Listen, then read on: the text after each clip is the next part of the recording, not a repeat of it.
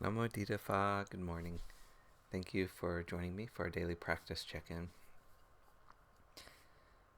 Listen, listen, listen. This beautiful sound calls us back to our true home.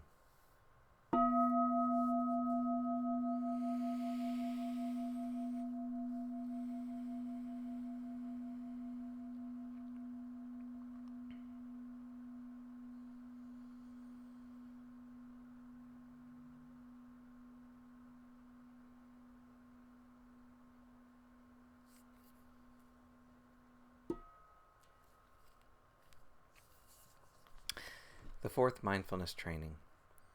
Aware of the suffering caused by unmindful speech and the inability to listen to others, I vow to cultivate loving speech and deep listening in order to bring joy and happiness to others and to relieve others of their suffering. Knowing that words can create happiness or suffering, I am determined to speak truthfully, with words that inspire self-confidence, joy, and hope. I will not spread news that I do not know to be certain, and will not criticize or condemn things of which I am not sure. I will refrain from uttering words that can cause division or discord, or that can cause the family or the community to break.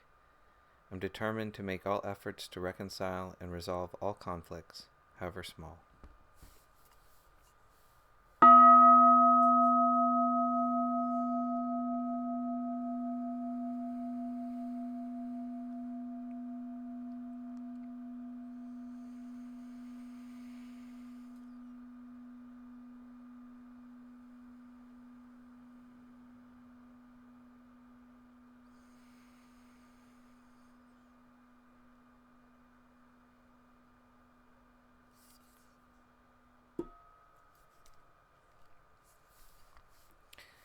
For our Dharma readings, we're reading a book by the nuns of Amaravati called The Body, Dhamma Reflections on Aging, Illness, and Death.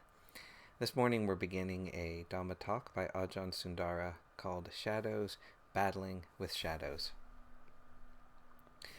After his enlightenment, the Buddha was on the verge of giving up the idea of transmitting the realization of truth that he had experienced. But from the heavenly world, the Brahma god Sahampati saw the Buddha's intention. With speed that is described in the suttas as fast as you can flex and open a forearm, he came down from the heavenly realm, and with palms joined in reverence, requested a favor of the Buddha.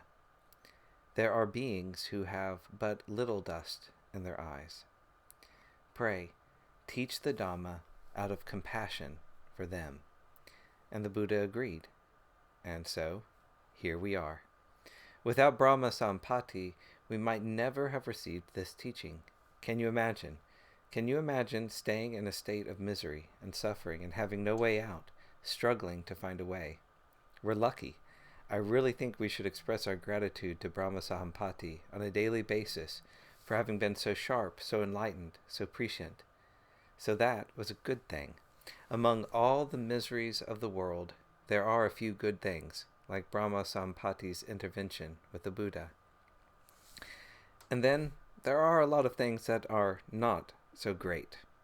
It's not so great having a body that's growing old. It can seem great to have a body when it's young, happy, and energetic, but then you start growing old, with gray hair, wrinkles, loss of memory. You start moving more slowly.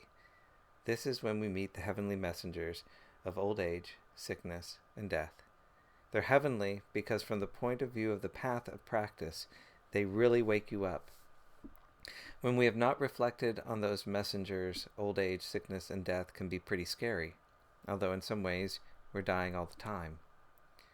I used to play with my mind with thoughts such as, what would happen to my mind if I knew I was going to die? When I was younger, an actor I'd really liked died of a heart attack. He was only about 30 years old. I was only about 32. On that day, the penny dropped for me. Wow, you could die tomorrow, so how are you going to spend the rest of your life? That really cut out a lot of my troubles. When you start reflecting on death, our problems seem to be decreasing by about 80%. It was a blessing to have been suddenly made aware that I could die at any time.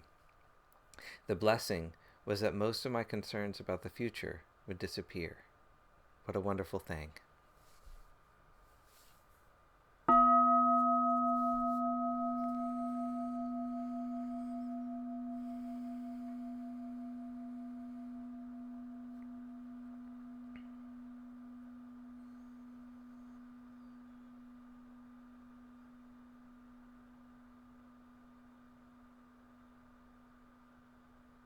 May all beings be well. May all beings be happy. May all beings be peaceful. Sadhu. Sadhu. Sadhu. Thank you for joining me this morning.